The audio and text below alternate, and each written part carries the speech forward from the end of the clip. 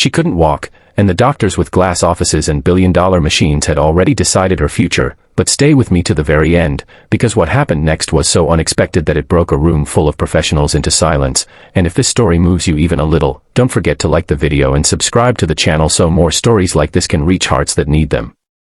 The day it all began, the hospital corridor smelled of disinfectant and disappointment.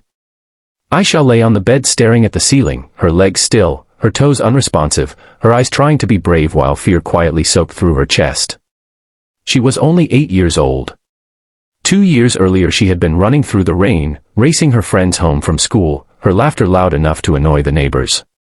Then a fall, a sharp pain, weeks of tests, and finally words no child should have to hear: permanent damage, unlikely recovery, prepare for limitations. Her mother, Sarah, listened to every diagnosis like a sentence being read aloud. She nodded, thanked the doctors politely, and then cried alone in the bathroom where no one could see her hands shaking. Aisha's father had died 3 years earlier in a factory accident, leaving Sarah to raise her daughter alone. She worked as a cleaner in offices that sparkled with wealth she could never imagine touching. Every paycheck went to rent, food, school, and hospital visits.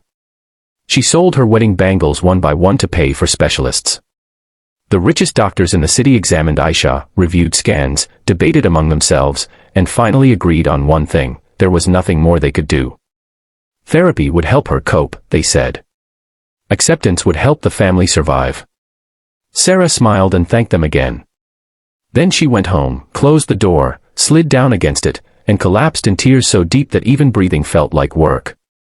Aisha heard her from the other room and dragged herself forward on her hands, her legs useless behind her. When Sarah saw her daughter like that, guilt crushed her harder than grief ever had. That night, Sarah promised something out loud for the first time. "I don't care who I have to beg," she whispered into Aisha's hair. "I won't stop." Across town lived Imran, a single father with calloused hands and tired eyes. He fixed bicycles for a living, working out of a small shed behind his rented house. His wife had died during childbirth, leaving him with a newborn son and a world he didn't know how to manage. Life had taught him patience the hard way. Every day he strapped his son to his back and worked, listening, observing, learning. Years later, when his boy went to school, Imran found himself helping neighborhood kids fix broken chains and bent wheels. He noticed how children learned balance, how muscles remembered motion, how fear could lock the body tighter than any injury. One afternoon, Sarah came to the shop, pushing Aisha in a borrowed wheelchair. She wasn't looking for miracles anymore. She just needed the chair repaired.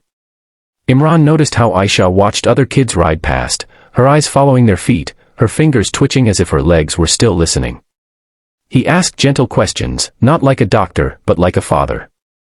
Sarah told him everything, expecting nothing in return. Imran didn't promise a cure. He didn't mention science or statistics. He only said, "May I try something? If it doesn't help, you lose nothing." Desperation has a way of opening doors fear keeps locked. Sarah agreed. What followed wasn't dramatic at first. Imran adjusted a small bike, removed the pedals, lowered the seat until Aisha's feet brushed the ground. He told her not to think about walking. Just sit. Just push a little. At first, nothing happened. Aisha felt foolish. Sarah felt hope rising and tried to push it down before it could hurt her again. Imran stayed calm. Day after day, after school, they came back.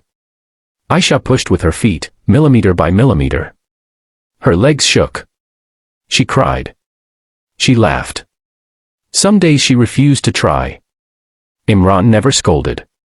He told stories instead, about his wife, about learning to fix his first bike, about falling and getting back up because there was no other option. Weeks passed. Something changed.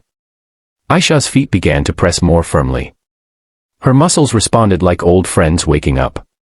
Sarah noticed it first one evening when Aisha stood holding the table for a second longer than usual. Sarah covered her mouth so her hope wouldn't scare the moment away. When they returned to the hospital for a routine checkup, Aisha surprised everyone by taking 3 shaky steps with support. The doctors stared at the scans again, confused, cautious, unwilling to celebrate. But Sarah knew. She felt it in her bones. This wasn't coping. This was coming back. Months later, the hospital auditorium was filled for a charity event hosted by wealthy donors and famous doctors. Sarah had been invited as a case study of resilience. She almost didn't go. Then she saw Aisha standing on her own, practicing steps in the living room, and decided the world needed to see what hope looked like. On stage, with hundreds watching, Sarah told their story. When she reached the part where doctors said nothing more could be done, the room was quiet. Then she pointed to the back, where Imran stood awkwardly, holding his son's hand. "This man," she said, her voice breaking, "did what money and machines could not." Aisha walked across the stage, slowly, unevenly, but on her own. Sarah collapsed in tears, not from pain this time, but from release. The doctors stood. The audience stood. Some wiped their eyes. Imran didn't become famous. He went back to fixing bikes. Sarah kept working, but with a lighter heart. Aisha kept walking, then running, then riding her own bicycle past the same hospital where hope had once ended. And if this story reminds you that sometimes love, patience, and belief can go where power and wealth cannot, please like this video and subscribe to the channel. Your support helps keep stories like this alive, stories that remind us miracles don't always come from the places we expect, but they always come from people who refuse to give up.